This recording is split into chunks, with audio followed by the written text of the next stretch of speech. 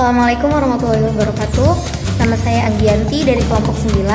Saya akan menjelaskan tentang poin E, yaitu problem guru yang tidak melakukan evaluasi sesuai standar evaluasi.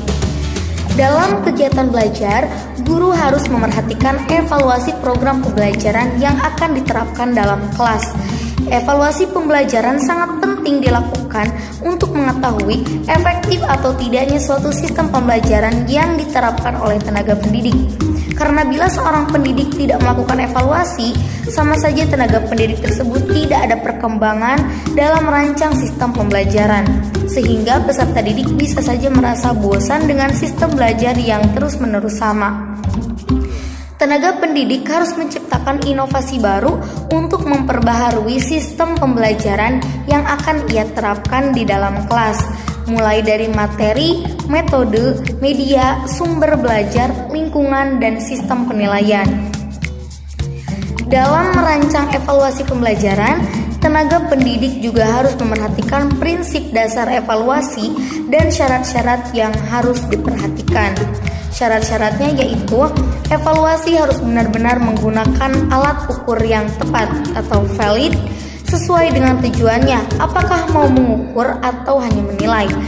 Lalu syarat lainnya yaitu alat tes harus terpercaya atau reliable atau menghasilkan hasil yang sama atau konsisten. Dan syarat evaluasi yang terakhir yaitu evaluasi harus bersifat praktis atau mudah digunakan, alias tidak menyulitkan pendidik atau peserta didik. Maka yang harus diperhatikan untuk calon tenaga pendidik maupun tenaga pendidik yang sudah berpengalaman adalah perlunya mengadakan evaluasi pembelajaran agar tenaga pendidik tersebut mengetahui hal-hal apa saja yang memiliki kekurangan dan harus cepat mencari solusi dan memperbaikinya. Karena bila tenaga pendidik melakukan evaluasi terus-menerus, maka evaluasi tersebut akan sangat berpengaruh dan membantu dalam meningkatkan kualitas diri tenaga pendidik tersebut di masa yang akan datang. Isi standar penilaian yang termuat di dalam rumusan Permendikbud nomor 23 tahun 2016 meliputi hal-hal berikut. Yang pertama ada aspek penilaian. Nah, aspek penilaian ini mencakup A. Aspek sikap, yaitu penilaian aspek sikap bertujuan untuk mendapatkan informasi deskriptif tentang sikap atau perilaku peserta didik. Yang kedua, aspek pengetahuan, bertujuan untuk mengukur tingkat penguasaan peserta didik terhadap pengetahuan yang diberikan. Yang ketiga, aspek keterampilan, bertujuan untuk mengukur kemampuan peserta didik dalam mengimplementasikan pengetahuan yang diperolehnya dalam memecahkan suatu permasalahan.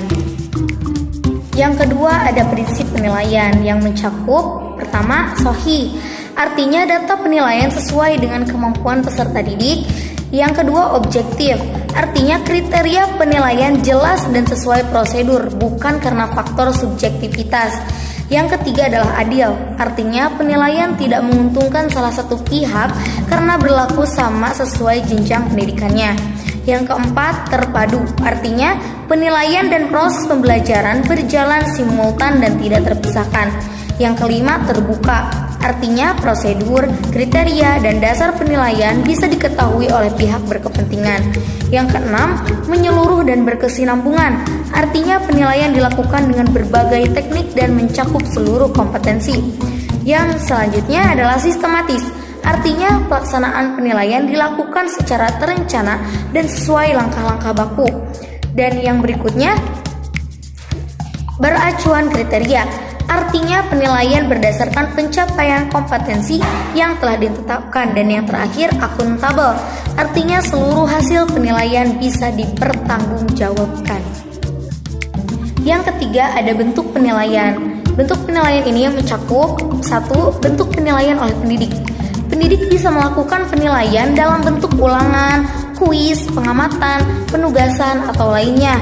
Hasil penilaian tersebut bisa digunakan sebagai bahan evaluasi guna perbaikan proses pembelajaran serta memetakan tingkat kemampuan peserta didik. Yang berikutnya, bentuk penilaian oleh unit satuan pendidikan. Unit satuan pendidikan juga harus ikut serta dalam menjalankan program penilaian. Bentuk penilaian oleh unit satuan pendidikan bisa berupa ujian sekolah atau madrasah dan ujian praktik. Hasil yang diperoleh dari penilaian akan digunakan untuk menentukan kelulusan peserta didik. Yang selanjutnya adalah bentuk penilaian oleh pemerintah. Sebagai pemegang regulasi pendidikan, pemerintah juga berhak mengadakan penilaian terhadap peserta didik. Penilaian itu bisa berupa ujian nasional yang kini sudah ditiadakan atau AKM, asesmen ketuntasan minimal. Yang keempat ada mekanisme penilaian. Mekanisme penilaian adalah cara yang digunakan untuk melakukan penilaian secara terintegrasi guna mencapai standar kompetensi lulusan. Nah, mekanisme penilaian itu mencakup A. Mekanisme penilaian oleh tenaga pendidik. Di antaranya adalah rancangan penilaian oleh pendidik dimulai sejak pembuatan RPP yang didasarkan pada silabus. Yang selanjutnya, penilaian aspek sikap dilakukan melalui pengamatan dan hasilnya menjadi tanggung jawab wali kelas. Yang berikutnya, penilaian aspek pengetahuan dilakukan melalui tes tulis, lisan, dan tugas yang lain.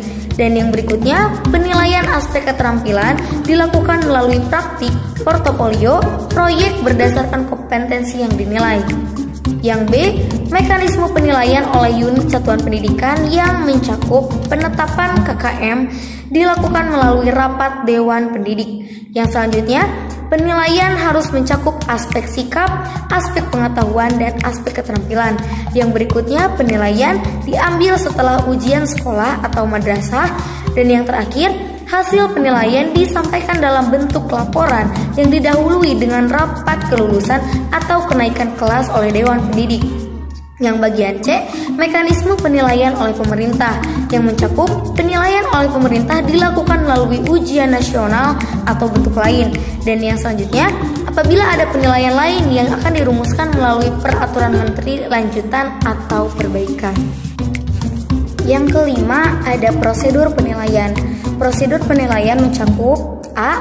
Prosedur penilaian sikap atau aspek sikap, yaitu pendidik mengamati perilaku peserta didik pada saat berlangsungnya pembelajaran. Setiap perilaku peserta didik dicatat pada lembar observasi, mengadakan tindak lanjut hasil pengamatan perilaku, menulis deskripsi perilaku peserta didik di laporan akhir pembelajaran. Yang selanjutnya adalah prosedur penilaian aspek pengetahuan.